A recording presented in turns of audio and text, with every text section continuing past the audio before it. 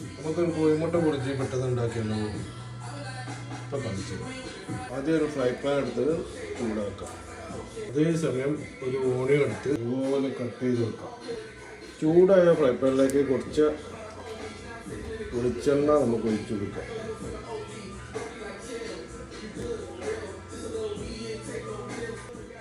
വെളിച്ചെണ്ണ ആണ് ഒഴിച്ചത്. വെളിച്ചെണ്ണ ചൂടായാൽ അതിലേക്ക് നമുക്ക് ഈ കട്ട് ചെയ്ത സവാള ഒന്ന് ഇട്ട് കൊടുക്കാം.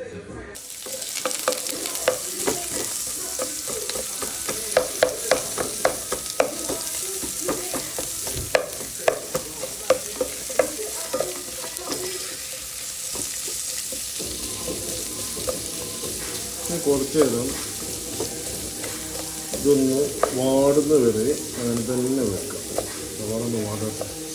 ഇത് വാടുന്ന സമയം കൊണ്ട് നമുക്ക് ചില്ലിയും ടൊമാറ്റോയും കട്ട് ചെയ്ത് വെക്കാം.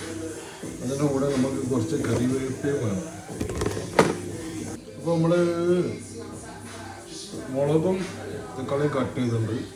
അത് കാണിക്കാത്തത് എന്താ വെച്ചാൽ മൊബൈൽ വിളിച്ചിട്ട് കട്ട് ചെയ്യാൻ പറ്റുന്നത്. അപ്പോൾ സവാള അത്യാവശ്യം വാടി വന്നിട്ടുണ്ട്. അപ്പോൾ നമ്മൾ പച്ചമുളക് ചേർക്കും.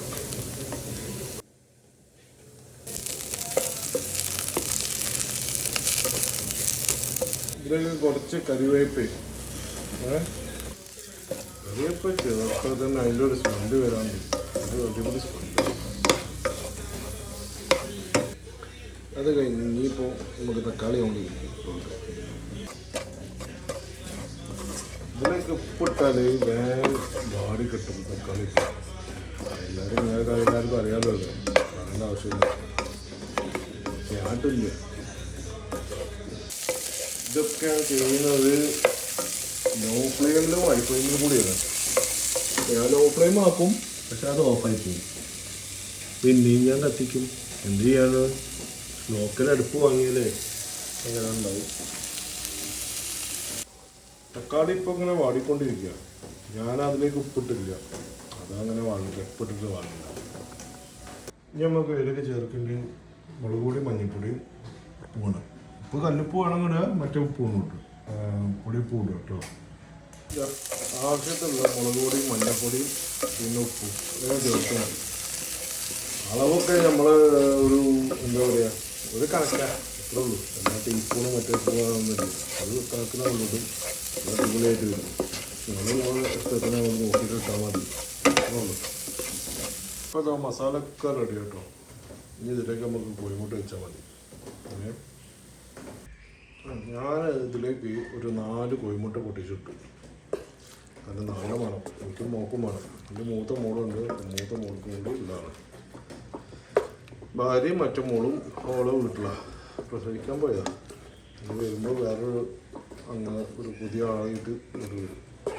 അപ്പോൾ 4 കോഴിമുട്ടുള്ളത് 10 കോഴിമുട്ടാവും. എന്തായാലും കോഴിമുട്ട ഇട്ടിട്ട് നമ്മൾ ഇങ്ങനെ ഇളക്കി കൊടുക്കണം കേട്ടോ. കുറച്ച് ഇങ്ങനെ ഇളക്കി കൊടുത്തിട്ട് അങ്ങനെ വെച്ചാൽ മതി. ഇങ്ങനെ കുറച്ച് ചൂടായാൽ ഇങ്ങനെ ഇളക്കി കൊടുക്കാം. നോൺ സ്റ്റിക്ക് വേണം, എണ്ണയിൽ അടി പിടിക്കും. പിന്നെയുള്ള ഒരു കാര്യം പറഞ്ഞാൽ നമ്മൾ കുക്ക് ചെയ്യുമ്പോൾ നമ്മൾ ഉപയോഗിച്ച സാധനങ്ങൾ അപ്പം കഴുകി വെച്ചാൽ സിങ്ക് ഇതുപോലെ കാലിയായിരിക്കും, നിറഞ്ഞേക്കൂല. അപ്പോൾ നമുക്ക് ഞാൻ ആകെ ഉപയോഗിച്ച് കട്ടിങ് ബോർഡ് മാത്രമേ ഉപയോഗിക്കുന്നത്. ബാക്കി ഞാൻ ഉപയോഗിച്ച് ഈ സാധനം ഉപയോഗിക്കുന്ന സാധനം. അപ്പോൾ എന്താണ് നമ്മൾ കഴുകാൻ കുറേ സാധനം തന്നെ, അല്ലെങ്കിൽ ഉരുള് നിറഞ്ഞെടുക്കും. പെണ്ണുങ്ങൾ ചെയ്യുന്നെടുക്കും ഒരു കുറ്റം പറയില്ല, സോറി എല്ലാ വെള്ളം ചെയ്യുന്നവരുണ്ട്. കട്ടിക്ക് വെക്കും, പിന്നെ ലാസ്റ്റിലായി നോക്കി നമ്മളെ ബുർജി റെഡി ആയിട്ടോ.